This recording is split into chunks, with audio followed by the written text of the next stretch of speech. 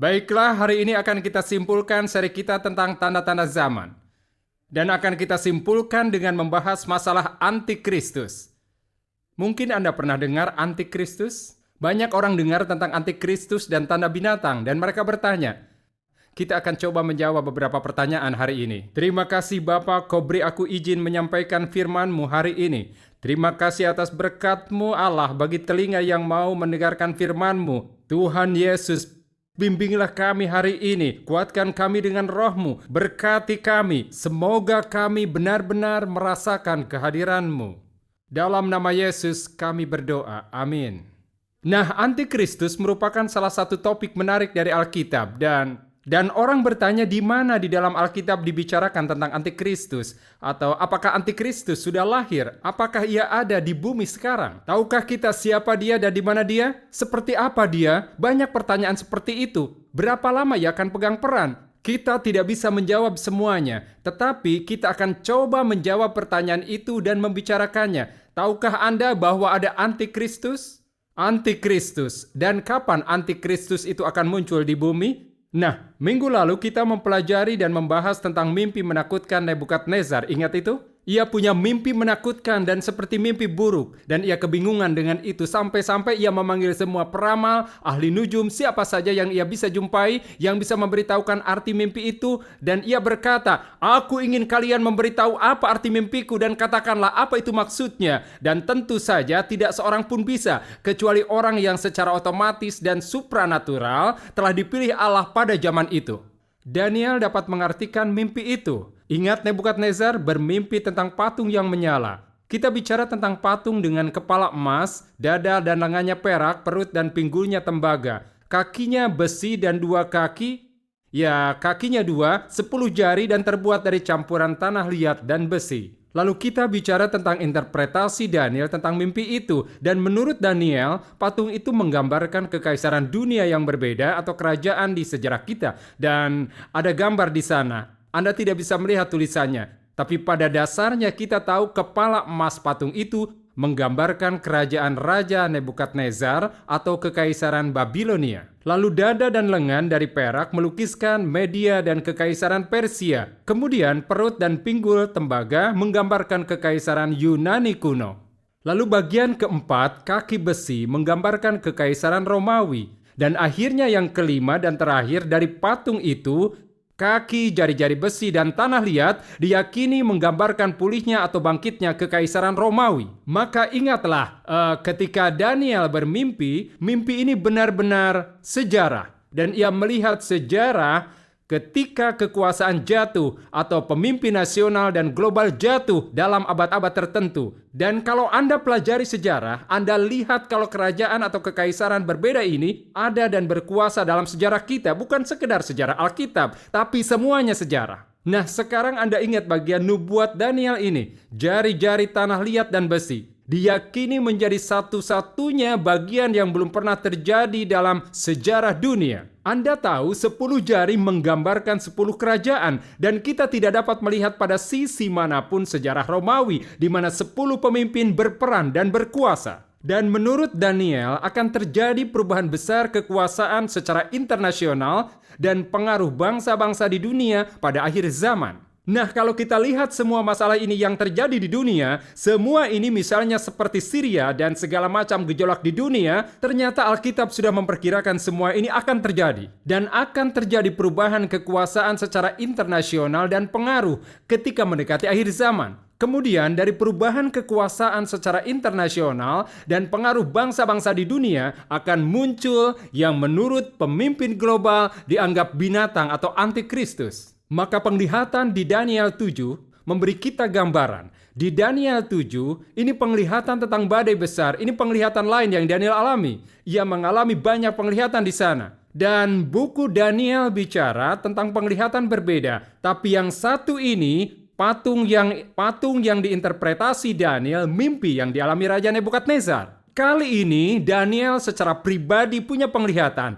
Dan di Daniel pasal 7, dia mendapat penglihatan badai besar mengguncang laut besar dan 4 binatang besar naik dari dalam laut. Di Daniel 7 ayat 1, pada tahun pertama pemerintahan Belsasar Raja Babel, bermimpilah Daniel dan melihat penglihatan-penglihatan di tempat tidurnya.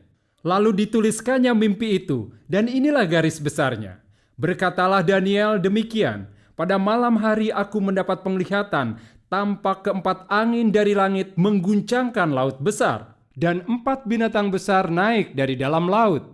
Yang satu berbeda dengan yang lain. Yang pertama rupanya seperti seekor singa dan mempunyai sayap burung Raja Wali. Aku terus melihatnya sampai sayapnya tercabut dan ia terangkat dari tanah dan ditegakkan pada 2 kaki seperti manusia. Dan kepadanya diberikan hati manusia. Dan tampak ada seekor binatang yang lain. Yang kedua rupanya seperti beruang. Ia berdiri pada sisinya yang sebelah. Dan 3 tulang rusuk masih ada di dalam mulutnya, di antara giginya. Dan demikianlah dikatakan kepadanya, ayo makanlah daging banyak-banyak. Kemudian aku melihat, tampak seekor binatang yang lain, rupanya seperti macan tutul. Ada 4 sayap burung pada punggungnya. Lagi pula binatang itu berkepala 4, dan kepadanya diberikan kekuasaan. Kemudian aku melihat dalam penglihatan malam itu, tampak seekor binatang yang keempat, yang menakutkan dan mendahsyatkan. Dan ia sangat kuat, ia bergigi besar dari besi. Ia melahap dan meremukan, dan sisanya diinjak-injaknya dengan kakinya. Ia berbeda dengan segala binatang yang terdahulu. Lagi pula ia bertanduk 10. Sementara aku memperhatikan tanduk-tanduk itu, tampak tumbuh di antaranya suatu tanduk lain yang kecil. Sehingga 3 dari tanduk-tanduk yang terdahulu itu tercabut. Dan pada tanduk itu tampak ada mata seperti mata manusia dan mulut yang menyombong. Ya, jujur saja, pertama kali saya membaca bagian ayat suci ini, saya sendiri bertanya apa maksudnya ini. Ini benar-benar gila. Saya tidak paham sampai saya mulai mempelajari dan mendengar tentangnya, apa maksudnya dan segalanya. Akhirnya mulai jelas dan saya mulai memahaminya. Lalu Anda tahu ada penglihatan badai besar yang mengguncang laut. Dan tiba-tiba dari dalam laut muncul 4 binatang. Yang pertama seperti singa yang bersayap burung elang. Lalu binatang yang kedua seperti beruang dan terdapat 3 tulang rusuk di mulutnya. Ada lagi gambaran lain, binatang ketiga seperti macan tutul dengan 4 sayap dan 4 kepala. Lalu binatang keempat bergigi besar dari besi dan bertanduk 10. Kemudian tanduk kecil keluar dari 10 tanduk itu dan memakan 3 tanduk yang lain. Nah, apa arti semua itu? Apa hubungannya dengan antikristus? Nah, kalau Anda simak interpretasi Daniel, maka akan kelihatan. Dan di Daniel pasal 7 ayat 15, ia mulai memberikan interpretasi. Dan Daniel pasal 7 ayat 15, maka aku Daniel terharu karena hal itu. Dan penglihatan-penglihatan yang kulihat itu menggelisahkan aku. Lalu kudekati salah seorang dari mereka yang berdiri di sana dan kuminta penjelasan tentang semuanya itu. Maka berkatalah ia kepadaku, binatang-binatang besar yang 4 ekor itu ialah 4 raja yang akan muncul dari dalam bumi. Sesudah itu orang-orang kudus milik Yang Maha Tinggi akan menerima pemerintahan sampai selama-lamanya. Nah, sekarang mulai sedikit jelas di sini.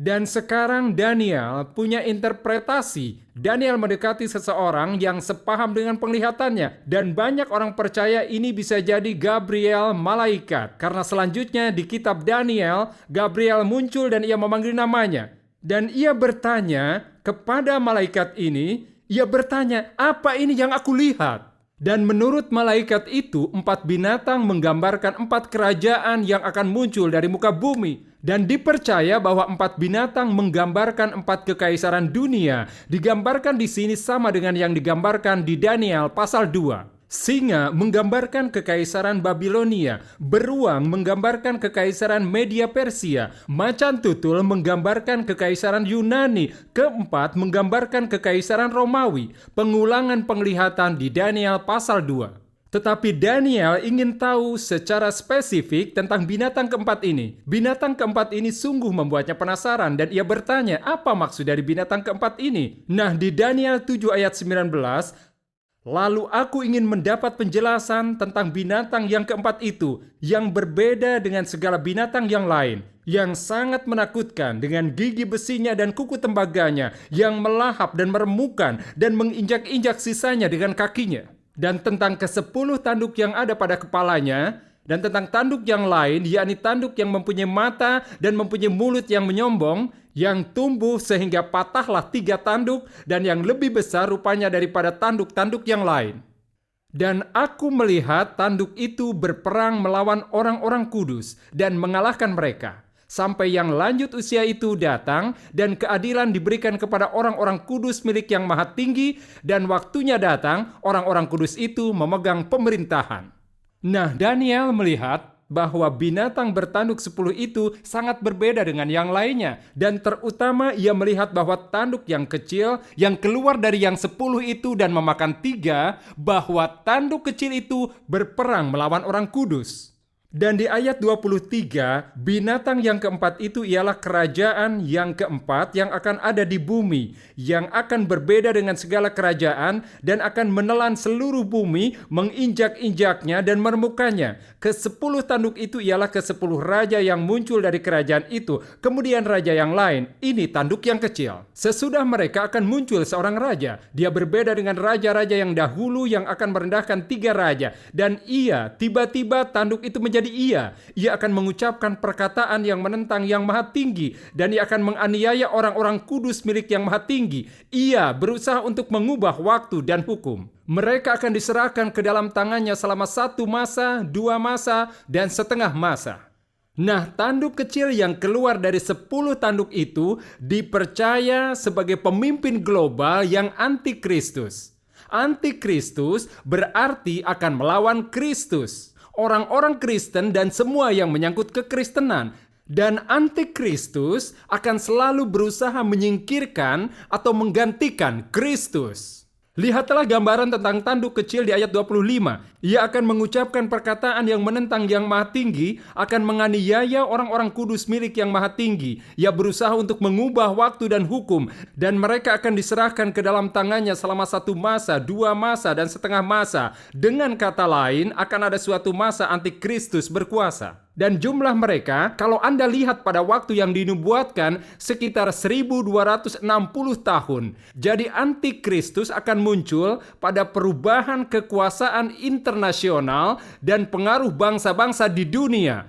Ini akan terjadi di hari-hari terakhir. Lalu tiba-tiba antikristus ini akan tampil di panggung dan mereka akan berperan. Nah, coba lihat bagaimana kejadian dinubuatkan berdasarkan kurun waktu. Grafik yang kita lihat pada pesan-pesan terdahulu, ingat di grafik ini, yang pertama adalah kedatangan pertama Kristus. Dan kita tahu peristiwa itu sudah terjadi. Kemudian peristiwa kedua adalah sukacita gereja. Banyak ahli teologi percaya ini akan terjadi. Peristiwa berikutnya yang akan terjadi sesuai kalender nubuat Allah adalah sukacita gereja. 1 Tesalonika 4 ayat 15, ini kami katakan kepadamu dengan firman Tuhan, kita yang hidup, yang masih tinggal sampai kedatangan Tuhan, sekali-kali tidak akan mendahului mereka yang telah meninggal. Sebab pada waktu tanda diberi, yaitu pada waktu penghulu malaikat berseru dan sangkakala Allah berbunyi, maka Tuhan sendiri akan turun dari sorga dan mereka yang mati dalam Kristus akan lebih dahulu bangkit. Sesudah itu kita yang hidup, yang masih tinggal akan diangkat bersama-sama. Nah, menurut apa yang banyak dan kebanyakan sarjana Alkitab percaya, peristiwa berikutnya yang akan terjadi sesuai kalender nubuat Allah adalah suatu hari kita akan menjalani hidup dan tiba-tiba sangkakala akan berbunyi dan gereja akan mengalami sukacita. Akan diambil. Saya tidak tahu adanya pandangan berbeda tentang ini, tapi saya suka. Karena tepat setelah itu, kemudian antikristus akan muncul. Dan Paulus memberitahu kita di 2 Tesalonika bahwa antikristus tidak akan diperlihatkan sampai setelah gereja mengalami sukacita. 2 Tesalonika 2 ayat 5, tidakkah kamu ingat bahwa hal itu telah kerap kali kukatakan kepadamu, dan sekarang kamu tahu apa yang menahan dia, sehingga ia baru akan menyatakan diri pada waktu yang telah dinyatakan baginya. Karena secara rahasia kedurhakaan telah mulai bekerja, tetapi sekarang masih ada yang menahan. Kalau yang menahan itu telah disingkirkan, pada waktu itulah si pendurhaka baru akan menyatakan dirinya. Dan ingat, kita bicara tentang roh antikristus itu telah ada di dunia ini. Dan ia sudah memanggil murid-murid bagi dirinya. Roh antikristus. Tetapi roh itu tidak dapat datang sampai Allah menentukan waktunya. Pada waktu itulah si pendurhaka baru akan menyatakan dirinya, tetapi Tuhan Yesus akan membunuhnya dengan nafas mulutnya dan akan memusnahkannya kalau ia datang kembali. Amin. Nah, antikristus akan menampilkan diri, menurut para sarjana, memerintah dan berkuasa selama 7 tahun di grafik ini, setelah sukacita 7 tahun kesulitan besar. Nah, sebagian percaya bahwa sukacita akan terjadi sebelum, di tengah kesulitan besar, di akhirnya. Saya berharap itu terjadi pada permulaannya. Amin. Saya tidak suka sakit, tidak suka menderita, dan sorga kelihatannya tempat paling nyaman untuk hidup kekal. Amin. Dan akhirnya Kristus akan kembali setelah 7 tahun kesulitan besar menghancurkan antikristus. Kemudian, ia akan memulai 1000 tahun kepemimpinan Kristus. Kita bisa membaca tentang kerajaan 1000 tahun ini di Wahyu 20. Kita cukup membalik sedikit. Di Wahyu 20 ayat 1 dikatakan, "Lalu aku melihat seorang malaikat turun dari sorga, memegang anak kunci jurang maut, dan suatu rantai besar di tangannya. Ia menangkap naga, si ular tua itu, yaitu setan, si iblis. Dan ia mengikatnya 1000 tahun lamanya. Lalu melemparkannya ke dalam jurang maut dan menutup jurang maut itu dan memeteraikannya di atasnya, supaya ia jangan lagi menyesatkan bangsa-bangsa sebelum berakhir masa 1000 tahun itu. Kemudian daripada itu ia akan dilepaskan untuk sedikit waktu lamanya. Lalu aku melihat tahta-tahta dan orang-orang yang duduk di atasnya. Kepada mereka diserahkan kuasa untuk menghakimi. Aku juga melihat jiwa-jiwa mereka yang telah dipenggal kepalanya karena kesaksian tentang Yesus dan karena firman Allah. Yang tidak menyembah binatang itu dan patungnya, dan yang tidak juga menerima tandanya pada dahi dan tangan mereka, dan mereka hidup kembali dan memerintah sebagai raja bersama-sama dengan Kristus untuk masa 1000 tahun. Nah, Anda melihat kalender profetik. Dan antikristus akan melakukan perannya. Banyak yang percaya setelah sukacita gereja. Yang saya suka itu. Tetapi ketika orang ingin menginterpretasikan Alkitab dan mencoba mengerti pesannya yang tampak tidak begitu jelas, bahkan kebanyakan ahli teologi sebagian mereka tidak setuju tentang waktu dan sebagainya. Tapi saya rasa satu hal yang pasti, sesuatu sedang terjadi. Dan Allah berperan. Dan saya ingin ada di sisi yang benar ketika hal itu terjadi. Saya tidak mau tertinggal di belakang. Saya tidak mau ada di sisi yang salah. Saya ingin bersama Allah ketika hal itu terjadi. Bagaimana Anda mendengar saya? Amin. Saya harap Anda tahu bahwa apa yang terjadi di dunia ini bukan pemerintahan Uni Eropa, bukan Presiden Obama, Partai Nasional, Demokrat, ataupun Republik. Ini tidak ada hubungannya dengan para pemimpin dunia. Semua ini merupakan pekerjaan Tuhan alam semesta, Allah yang berperan. Maka segala yang Anda baca di media, apa yang Anda lihat di TV, anggaplah sebagai latar belakang dan Anda perlu menghubungkannya dengan kalender profetik Allah yang punya rencana, dan ia akan mewujudkan rencananya, dan rencananya itu akan berlangsung, dan rencananya akan terwujud. Amin. Ya, sungguh. Nah, baik, kita tahu hal ini membantu kita. Semoga ini akan memperkuat kita, sehingga kita tidak terjebak dan terpengaruh oleh roh antikristus. Dan kita tetap tenang dan secara spiritual siap untuk apapun yang terjadi. Anda mendengar saya sekarang? Ada roh hayalan di bumi. Ada roh yang suka menipu dan kegelapan yang bekerja di dunia. Dan kita orang beriman harus waspada terhadap apa yang terjadi di dunia dan mampu bertindak tepat. Amin. Nah, antikristus itu rupanya seperti apa? Mungkin ada yang bilang, saya tahu siapa dia. Nah, siapa yang tahu siapa dia? Saya tahu selama bertahun-tahun tidak lain penguasa Rusia, itulah antikristus. Memang Alkitab tidak menyebutkan siapa dia. Kita tidak tahu seperti apa antikristus itu rupanya. Tetapi secara fisik ada dan kita tahu seperti apa karakternya. Kita bisa melihat dari kekuatannya, pengaruhnya, dan apa saja yang ditimbulkannya. Nah, izinkan saya memberi 5 karakteristik dari antikristus. Dan ini diambil dari pasal 13, kitab Wahyu. Cobalah kita perhatikan. Karakteristik antikristus. Saya kira saya ingin, mari kita lanjutkan dan membacanya. Ada sesuatu tentang, Alkitab mengatakan di Wahyu pasal 1, berbahagialah ia yang membacakan nubuat ini. Tahukah Anda bahwa ada berkat dengan membaca kata-kata nubuat ini? Saya ingin diberkati, bagaimana Anda? Ada sesuatu terjadi ketika Anda membaca kata-kata nubuat ini. Anda tahu ketika saya membaca semua kata-kata nubuat ini, saya jadi tenang. Bagaimana Anda? Nubuat ini menenangkan saya dan mendorong saya ingin hidup untuk Allah. Saya ingin bersama Allah, amin. Kemudian Wahyu pasal 13 dikatakan di ayat 1, dan naga itu berdiri di atas pasir pantai, dan aku melihat seekor binatang keluar dari dalam laut bertanduk 10 dan berkepala 7. Di atas tanduk-tanduknya terdapat 10 mahkota dan pada kepalanya tertulis nama-nama hujat. Binatang yang kulihat itu serupa dengan macan tutul. Ingat macan tutul? Dan kakinya seperti kaki beruang. Ingat beruang? Dan mulutnya seperti mulut singa. Dan naga itu memberikan kepadanya kekuatannya dan tahtanya dan kekuasaannya yang besar. Maka tampaklah kepadaku satu dari kepala-kepalanya seperti kena luka yang membahayakan hidupnya. Tetapi luka yang membahayakan hidupnya itu sembuh. Seluruh dunia heran lalu mengikut binatang itu.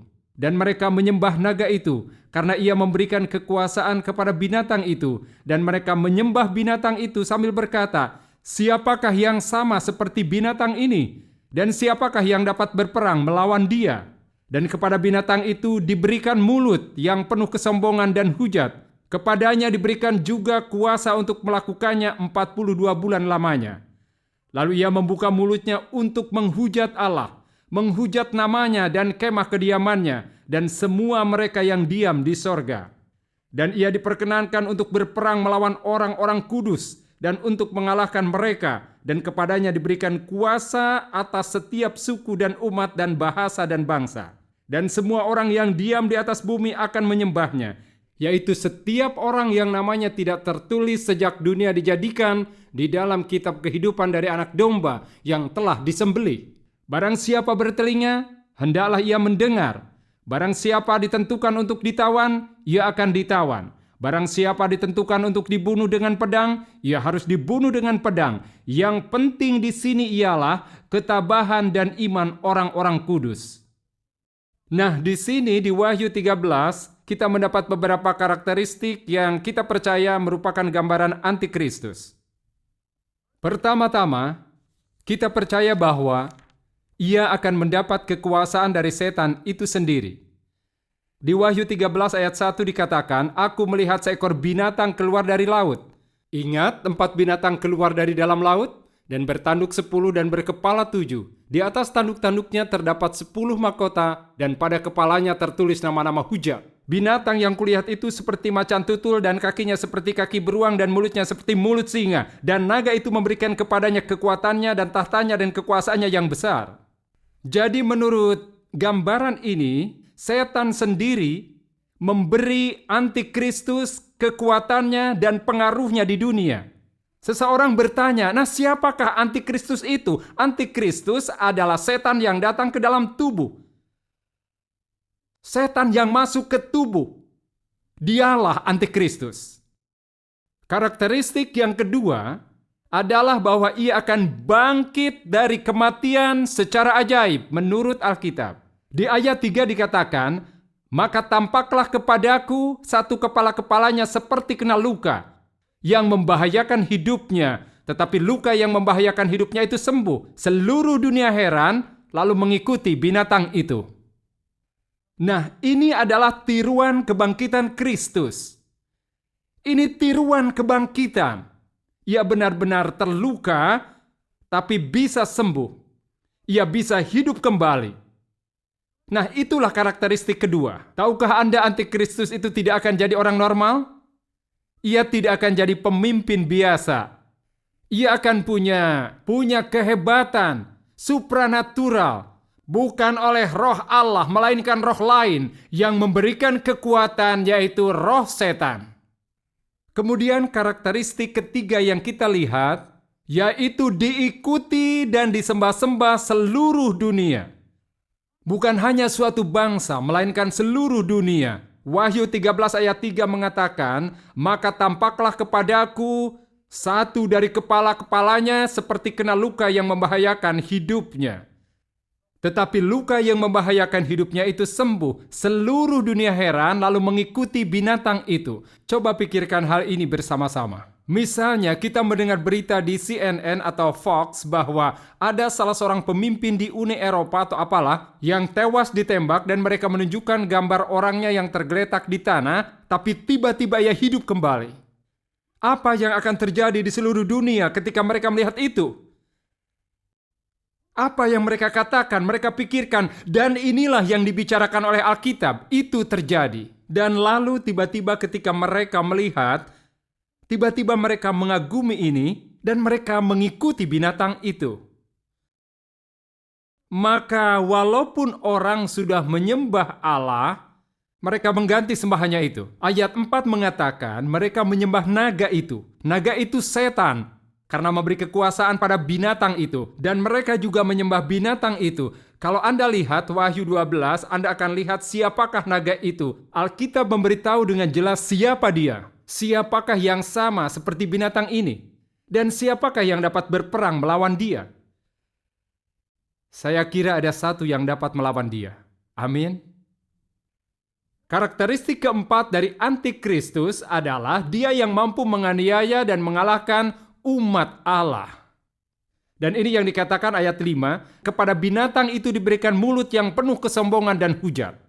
Kepadanya diberikan juga kuasa untuk melakukannya 42 bulan lamanya. Dengan kata lain, dia punya musim, dia punya waktu. Dan lihat, dia diberi kekuasaan. Dia tidak bisa punya kekuasaan jika tidak diberikan oleh Allah. Di ayat 6, lalu ia membuka mulutnya untuk menghujat Allah, menghujat namanya dan kemah kediamannya, dan semua mereka yang ada di sorga. Dan ia diperkenankan untuk berperang melawan orang-orang kudus dan untuk mengalahkan mereka. Dan kepadanya diberikan kuasa atas setiap suku dan umat dan bahasa dan juga bangsa. Jadi antikristus ini akan punya kemampuan menganiaya dan mengalahkan umat Allah. Banyak yang percaya orang-orang Kristen ini adalah mereka yang akan mempersembahkan hidup mereka bagi Kristus setelah sukacita. Ketika mereka mulai mengalami sengsara besar dan sadar apa yang dikatakan Alkitab itu benar. Lalu mereka akan menyerahkan hidup mereka bagi Kristus dan merekalah yang akan dihadapi antikristus yang memang benci Allah, benci Kristus, benci orang Kristen. Amin. Dan karakteristik kelima antikristus adalah mereka akan diberi kemampuan untuk menguasai dunia.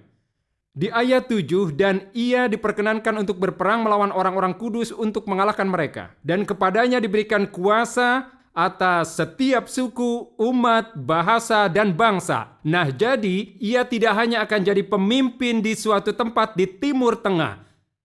Ia tidak hanya akan jadi pemimpin suatu bangsa, ia akan menjadi pemimpin dunia.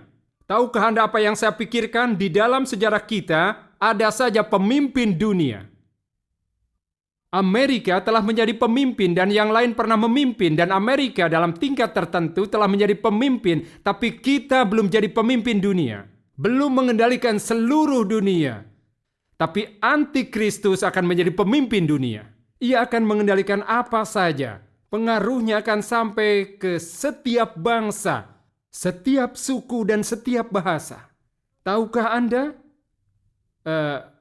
Luasnya pengaruh yang akan dimiliki pemimpin ini. Dan karakteristik yang keenam, ia akan diberi agen pembantu. Ia akan punya agen pendukung. Di ayat 11 dikatakan, dan aku melihat seekor binatang lain keluar dari dalam bumi dan bertanduk dua, sama seperti anak domba, dan ia berbicara seperti seekor naga. Anda pernah lihat anak domba bertanduk? Anak domba ini punya tanduk. Tapi bukan anak domba kecil yang penurut. Suaranya suara naga.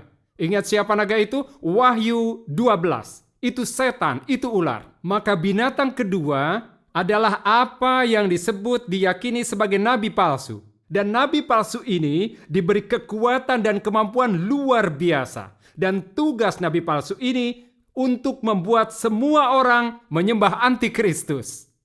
Kita lihat itu di ayat 12, dan seluruh kuasa binatang yang pertama itu dijalankannya di depan matanya. Ia menyebabkan seluruh bumi dan semua penghuninya menyembah binatang pertama, yang luka parahnya telah sembuh. Dan ia mengadakan tanda-tanda yang dahsyat. Bahkan ia menurunkan api dari langit ke bumi di depan mata semua orang. Ia menyesatkan mereka yang diam di bumi dengan tanda-tanda yang telah diberikan kepadanya untuk dilakukannya di depan mata binatang itu. Dan ia menyuruh mereka yang diam di bumi supaya mereka mendirikan patung untuk menghormati binatang yang luka oleh pedang, namun yang tetap hidup itu. Dan kepadanya diberikan kuasa untuk memberikan nyawa kepada patung binatang itu, sehingga patung binatang itu berbicara juga dan bertindak begitu rupa sehingga semua orang yang tidak menyembah patung binatang itu dibunuh. Dan ia menyebabkan sehingga kepada semua orang, kecil atau besar, kaya atau miskin, merdeka atau hamba, diberi tanda pada tangan kanannya atau pada dahinya. Dan tidak seorang pun yang dapat membeli atau menjual selain daripada mereka yang memakai tanda itu, yaitu nama binatang itu atau bilangan namanya. Yang penting di sini ialah hikmat. Barang siapa yang bijaksana, baiklah ia menghitung bilangan binatang itu, karena bilangan itu adalah bilangan seorang manusia. Dan bilangannya ialah 666. Jadi nabi palsu ini adalah binatang kedua. Wahyu 13 membicarakannya. Anda juga bisa melihatnya di Wahyu 20. Karena tugas nabi palsu ini adalah mengajak menyembah binatang. Ia coba mendapatkan penyembah untuk menyembah antikristus. Itulah tugasnya. Dan ia akan melakukan apa saja resikonya untuk membujuk orang agar menjauhi Kristus dan mendekati antikristus. Amin. Dan ia akan membujuk dengan segala cara. Pastinya kita tidak tahu bagaimana caranya. Tapi sebagian percaya mungkin melalui ledakan bom atom atau perang nuklir, entahlah. Tapi lihatlah di ayat 13, dan ia mengadakan tanda-tanda yang dahsyat. Bahkan ia menurunkan api dari langit ke bumi di depan mata semua orang. Nah, nabi palsu ini, ia mencoba untuk mendapatkan pengikut dan penyembah antikristus. Dan ada yang percaya bahwa api ini di sorga atau api di langit bisa jadi bom atom. Memang tidak dikatakan begitu, tapi akan ada api di langit. Dan orang akan melihat api ini. Maka ada yang percaya bahwa cara ia akan mengubah keyakinan orang adalah dengan melakukan hal-hal yang bersifat memusnahkan, sehingga orang akan terpikat, terpesona, dan mereka bisa dijadikan pengikut. Karena ini akan dianggap satu-satunya cara untuk membuat orang menyembah. Dan yang kedua, ada orang percaya bahwa ia akan mengubah keyakinan orang dengan tipuan dan manipulasi. Lihat di ayat 14, ia menyesatkan mereka yang diam di bumi dengan tanda-tanda yang telah diberikan kepadanya untuk dilakukannya di depan mata binatang itu. Dan ia menyuruh mereka yang diam di bumi supaya mereka mendirikan patung untuk menghormati binatang yang luka oleh pedang namun yang tetap hidup itu. Dan kepadanya diberikan kuasa untuk memberikan nyawa kepada patung binatang itu, sehingga patung binatang itu berbicara juga dan bertindak begitu rupa, sehingga semua orang yang tidak menyembah patung binatang itu dibunuh. Nah, jelas gambaran itu? Ia membuat patung yang menyerupai binatang pertama, antikristus. Itu sebuah patung, tetapi patung itu diberi nyawa sehingga bisa bicara. Dan patung itu memerintahkan siapapun yang tidak mau menyembah dia akan dibunuh dan mati. Nah, dari apa yang saya baca tentang ini, ia membuat patung dan ia kemudian membuatnya hidup. Dan sebagian orang percaya bahwa ini hanya manipulasi dengan menggunakan teknologi. Sekarang ini melalui teknologi mereka dapat membuat seseorang kelihatan seperti dia padahal bukan. Mereka dapat membuat presiden kelihatan ada di tempat tertentu padahal ia tidak di sana. Dengan manipulasi teknologi. Dan sebagian percaya mungkin pada zaman sekarang ini mereka akan menggunakan manipulasi dan tipuan teknologi untuk membuat sesuatu tampak nyata padahal tidak nyata. Pada dasarnya adalah banyak orang akan ditipu. Banyak orang akan ditipu. Dan bayangkan, wow, ini gila, ini luar biasa. Kita menjadi setia pada patung ini. Dan pada akhirnya, tugas nabi palsu adalah mengubah keyakinan dan orang diubah keyakinannya tanpa sadar. Ayat 16, dan ia menyebabkan sehingga kepada semua orang, kecil atau besar, kaya atau miskin, merdeka atau hamba, diberi tanda pada tangan kanannya atau pada dahinya. Dan tidak seorang pun yang dapat membeli atau menjual, selain daripada mereka yang memakai tanda itu, yaitu nama binatang itu atau bilangan namanya. Yang penting di sini ialah hikmat. Barang siapa yang bijaksana, baiklah ia menghitung bilangan itu. Dan bilangannya itu ialah 666. Nah, begitulah. Kita telah membaca ini, bagaimana semua ini bisa terjadi. Tahukah Anda bahwa melalui teknologi dengan chip dan segalanya, Anda dapat lihat Anda bisa membeli atau menjual sesuatu tanpa menerima sebuah tanda apakah di tangan kanan atau di kening. Maka kalau Anda ke bank dan ditawarkan, bagaimana jika saya taruh chip di kening Anda? Katakan saja, saya tidak mau. Tapi ini di hari terakhir ini yang akan terjadi. Yohanes memberitahu tanda 666. Dan ini akan membentuk masyarakat tanpa uang. Dan satu-satunya cara agar bisa membeli, Anda bisa menjual, Anda bisa menjalani bisnis, hanya dengan tanda. Kendali global. Dan ketika berhasil mengendalikan secara global, berarti mengendalikan dunia, ia akan mengendalikan ekonomi global. Dan melalui pengendalian global, ia akan memaksa orang agar setia pada binatang itu. Dan bagaimanapun Anda melihatnya dengan membacanya, ini adalah gambaran Trinitas palsu. Pertama kali bertemu naga. Tahukah Anda, dia itu tiruan Allah, Sang Bapa. Amin. Ia ingin jadi Allah, tapi ia tidak punya tempat. Tempatnya sudah diambil. Dan tahukah Anda bahwa antikristus itu tiruan antikristus.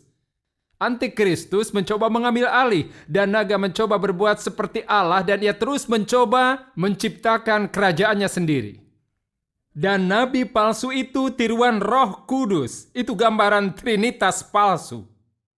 Dan sesungguhnya Allah sedang menghubungkan kembali umat manusia dengan dirinya. Dan pada akhirnya kita akan jadi satu bangsa, satu bahasa, satu suku bangsa. Kita bersatu di sorga. Dan kita akan menyebar raja dari segala raja dan Tuhan kemuliaan sepanjang masa. Itulah yang akan terjadi pada akhirnya. Amin. Tapi naga, setan, antikristus, nabi palsu, mereka membenci ini dan berusaha memerangi kerajaan Allah karena naga butuh pengikut dan ingin disembah. Itulah yang sedang terjadi. Anda bisa lihat ini di Wahyu 12, Anda bisa lihat perang di sorga. Naga ditendang dari sorga, sepertiga dari malaikat. Mereka ini roh-roh jahat yang ada di bumi dan sekarang sedang bekerja cari mangsa. Tapi ini akhir zaman, saudara-saudariku. Ini akhir zaman yang sedang kita bicarakan. Lalu berapa lama antikristus akan menguasai dunia? Jawabannya sampai Allah memutuskan kapan saatnya. Karena roh jahat tidak berkuasa, Bapa di sorga yang berkuasa. Amin. Yesus Kristus Putra Allah yang berkuasa. Roh Kudus adalah pengelola rencana Allah. Amin. Di Daniel pasal 7, ingat penglihatan tentang 4 binatang yang keluar dari air? Saya tidak membaca semuanya, keseluruhan cerita, seluruh penglihatan, hanya sebagian. Tapi di Daniel 7 ayat 8, inilah sisa dari penglihatan itu. Sementara aku memperhatikan tanduk-tanduk itu, tampak tumbuh di antaranya suatu tanduk lain, yang kecil sehingga 3 dari tanduk-tanduk yang terdahulu itu tercabut. Kita sudah bahas ini. Dan pada tanduk-tanduk itu tampak ada mata seperti mata manusia dan mulut yang menyombong. Ayat 9, sementara aku terus melihat tahta-tahta diletakkan, lalu duduklah yang lanjut usianya, pakaiannya putih seperti salju, dan rambutnya bersih seperti bulu domba. Kursinya dari nyala api dengan roda-roda dari api yang berkobar-kobar. Ada yang bilang dia punya singgasana yang beroda seperti singgasana kereta. Dan dia tidak perlu bangun, dia hanya menggelinding kemanapun dia mau pergi. Di ayat 10, suatu sungai api timbul dan mengalir dari hadapannya. 1000 kali beribu-ribu melayani dia, dan selaksa kali berlaksa-laksa berdiri di hadapannya. Lalu duduklah majelis pengadilan, dan dibukalah kitab-kitab. Ayat 11, aku terus melihatnya karena perkataan sombong yang diucapkan tanduk itu. Aku terus melihatnya sampai binatang itu dibunuh, tubuhnya dibinasakan dan diserahkan ke dalam api yang membakar. Juga kekuasaan binatang-binatang yang lain dicabut dan jangka waktu mereka ditentukan sampai pada waktu dan saatnya. Aku terus melihat dalam penglihatan malam itu, tampak datang dengan awan-awan dari langit, seorang seperti anak manusia. Datanglah ia kepada yang lanjut usianya itu, dan ia dibawa ke hadapannya. Lalu diberikan kepadanya kekuasaan dan kemuliaan, dan kekuasaan sebagai raja. Maka orang-orang dari segala bangsa, suku bangsa, dan bahasa mengabdi kepadanya. Kekuasaannya ialah kekuasaan yang kekal, yang tidak akan lenyap, dan kerajaannya ialah kerajaan yang tidak akan musnah. Begitulah akhir ceritanya. Amin. Pada akhirnya Allah memerintah dan berkuasa atas segala bangsa, lidah, suku bangsa, dan bahasa. Jadi interpretasi Daniel tentang penglihatan Daniel di ayat 26 ia berkata, lalu majelis pengadilan akan duduk dan kekuasaannya akan dicabut daripadanya untuk dimusnahkan dan dihancurkan sampai lenyap. Tentang tanduk kecil, maka pemerintahan, kekuasaan, dan kebebasan dari kerajaan-kerajaan di bawah semesta langit akan diberikan kepada orang-orang kudus, umat yang maha tinggi. Pemerintahan mereka adalah pemerintahan yang kekal dan segala kekuasaannya akan mengabdi dan patuh kepada mereka. Adapun aku, Daniel, pikiran-pikiranku sangat menggelisahkan aku sehingga aku menjadi pucat. Dan aku menyimpan hal itu dalam ingatanku. Bagus sekali bukan? Inilah nubuat, suara nubuat tentang apa yang akan terjadi selanjutnya. Kurun waktu nubuat di mana Allah akan menjadi penguasa dan bertanggung jawab atas segala sesuatu. Amin. Terus bagaimana saudara-saudariku? Kita perlu lebih dari sekedar mencemaskan apa yang akan terjadi di dunia. Lebih dari sekedar mengkhawatirkan apakah pasar saham akan bangkrut. Lebih dari sekedar mencemaskan apa yang terjadi di Israel dan segalanya. Kita perlu sangat mengkhawatirkan tentang antikristus. Selama kita benar-benar menginginkan Kristus. Kita benar-benar membutuhkan Yesus Kristus. Amin. Anda ingat cerita tentang Maria dan Marta dan mereka berdua di rumah dan Yesus hadir dan Marta sibuk dengan segala sesuatu, bahkan pelayanan cenderung ke Yesus dan ia sedih karena Maria hanya duduk di kaki Yesus. Dan ia dengan sikap membela Yesus dan berkata, "Kau tidak lihat? Aku satu-satunya pelayan di sini. Aku satu-satunya yang melakukan apa saja. Oh, Maria di sana, ia hanya duduk saja di kakimu." Dan Yesus berkata, "Tahukah kau Marta, Maria telah memilih yang baik, yang terbaik." Saudara semua, kita memang berada di dunia ini tetapi kita bukan milik dunia. Amin. Kita hanya mampir. Kita hanya lewat di sini, di bumi seperti kita tahu. Suatu hari semuanya akan berakhir. Segalanya akan diputar balik, akan diperbaiki, akan menjadi surga baru dan dunia baru. Yerusalem yang baru. Kalau Anda perhatikan dan baca Wahyu 19 dan 20, Anda bisa baca lagi bagian lain dari gambaran ini. Tapi pada dasarnya kita harus fokus pada Yesus Kristus. Terus apa yang terjadi kalau Amerika runtuh? Yesus Kristus. Bagaimana kalau Uni Eropa muncul dan 10 pemimpin berkumpul? Apa kata Alkitab? Yesus Kristus. Amin. Apa yang terjadi kalau kita dengar tentang bom atom, bom nuklir? Disiapkan. Jawabnya adalah Yesus Kristus. Semua itu bergantung pada Yesus Kristus. Yesus adalah juru selamat. Ia pembebas. Ia adalah satu-satunya yang akan membawa kita, tidak peduli apa yang akan terjadi. Allah mengatur semuanya. Maka ada tanda-tanda zaman, tanda di mana-mana. Matius 24, Yesus memberitahu, banyak tanda yang sedang terjadi. Kita dapat lihat, semua itu mulai jelas. Makin banyak saja seperti belum pernah ada, bagaikan potongan teka-teki. Kelihatannya seperti Allah mempercepat bingkai waktu. Seakan ia mempercepat jarum jam. Kelihatannya semua sedang terjadi. Dan kita tidak tahu kapan sukacita akan terjadi. Kita tidak tahu kapan Tuhan akan kembali. Tapi Alkitab sangat jelas bahwa ia akan kembali. Ia akan kembali, saudaraku. Dan kita harus siap. Nah, dengan mengakhiri seri ini, intinya jelas. Siapkah Anda? Itu saja, itu intinya. Siapa yang sudah merasa siap pagi ini? Siapa yang merasa gembira karena sudah siap? Mari kita sama-sama berdiri.